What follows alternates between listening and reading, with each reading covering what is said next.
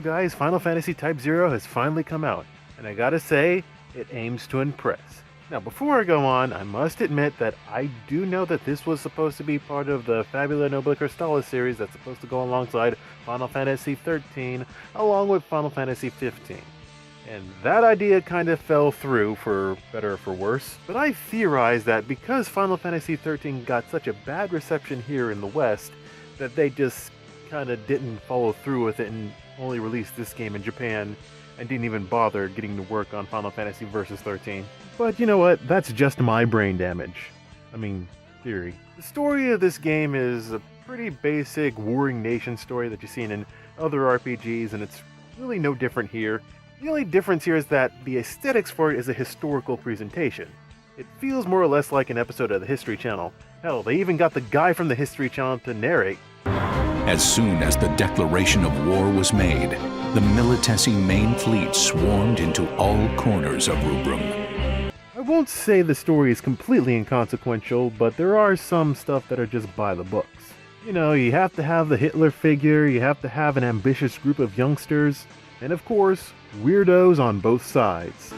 Knowing that someone like you is a cadet, I wish I had a class of my own. I'm sure you'd much rather have me than Karasume as a commander, right? Presentation is pretty solid. However, this is a port of a 3 to 4 year old PSP game, so nothing will bound to impress. Hell, they don't even do proper lip syncing during cutscene. Well, all Mother told us was that we're brothers and sisters. But you know what, it's fine, it's ignorable.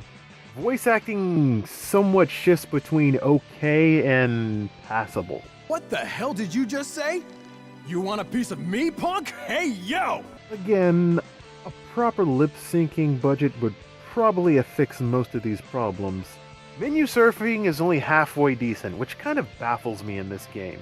I mean, every other time, the menu surfing is fast and precise, but when it comes to upgrading your squad, well, that's when everything has to slow down. First you gotta select your party member, select what ability you want to upgrade, watch the upgrade animation, decide whether or not you want to equip it, rinse, lather, and repeat. The simple act of just letting the widget shine when you upgrade it is enough to convey it.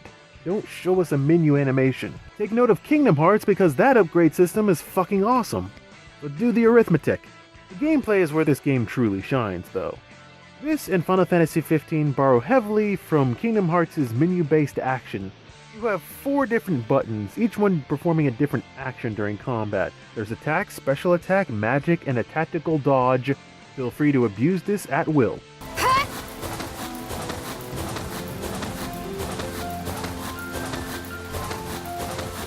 Now you have 14 playable characters to choose from, each one of them having different play styles.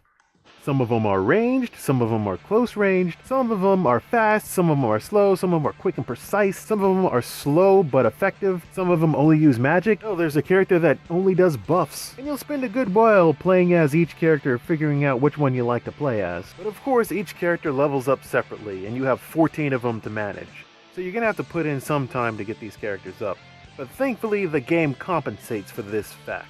There is an online multiplayer function that makes various parts of this game phenomenally easier to accomplish by leveling up your character. When you're about to put down the game and go to sleep or eat or participate in actual life, make sure you visit the arena and save there so that you can be plugged into the multiplayer servers where other players will be using your character to fight in their missions. By the time you pick up the game again, your character will have already jumped up a couple of levels, and you'll be doing that with their characters as well.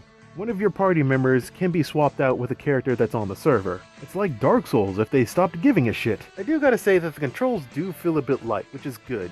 You actually want light controls in this game because the heaviness in movement is the difference between life and death in this game. However, there are some characters that have completely different movement. Hell, there's one character that doesn't move at all. So in the haste of combat, you better be sure you know what character you're rotating into, because if not, you're probably going to get your shit wrecked. Of course, what I've told you up to now is about 30% of the game. A good majority of the game is spent at the academy, where you spend most of the time just talking to people. After every main story mission, You get a set amount of time before the next one occurs, and you can use this time to talk to people, go on side missions, do some training, gain some experience, or hell, you can just ignore this and jump right to the next story mission. Completely consequence-free, may I add.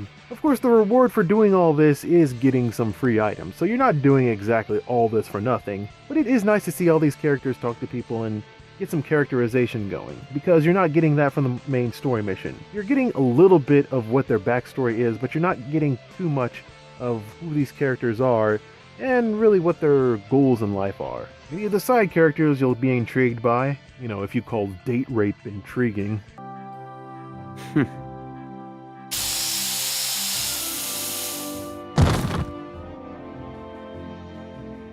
And I guess that's what I find so intriguing about this game. It attunes to whatever type of playstyle you like. If you're in it for just the story, well, the combat's not exactly that hard, so you can just blaze right through it. I mean, some story missions will screw with you, but nothing too cumbersome. And like I said, you can skip huge portions of the story aspect of the game, so you can just get to more of this delicious gameplay. So there's something for everybody who enjoy both the gameplay and story aspect of this game. But really, none of these are the reasons why you bought this game. You got this because you wanted to play the Final Fantasy XV demo. Well, you greedy bastards, click this link to see my review of that piece of shit. And what we've learned here today, children, is always calibrate your new sound equipment or else your sound quality will come out like shit.